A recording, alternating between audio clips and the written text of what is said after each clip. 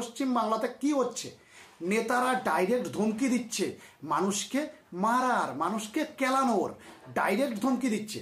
কিন্তু এতে কোনো অসুবিধা নেই। সায়ন্তিকা ব্যানার্জি বলেছিল বাড়ি ঘেরাও করবে, আর আমাদের হরলিক্স ভয়, মা একটু হরলিক্স দাও, চেটে চেটে খাবো, আমাদের হরলিক্স ভয় ডাইরেক্ট ধমকি দিচ্ছে মানুষকে, ডাইরেক্ট ধমকি দিচ্ছে। কি বলছে জানো? বলছে আমরা তোলামূলে যারাই আছি, তোলামূল থেকে শুধু গণতন্ত্র থেকে যদি আমরা একটু সরে দাঁড়াই, তাহলে পশ্চিমবাংলায় বিজেপির ঝান্ডা ধরার মতন কোনো মানুষ থাকবে না। পশ্চিমবাংলায় বিজেপি ঝান্ডা ধরার মতন কোনো মানুষই রাখবে না। ক্লিয়ার কথা।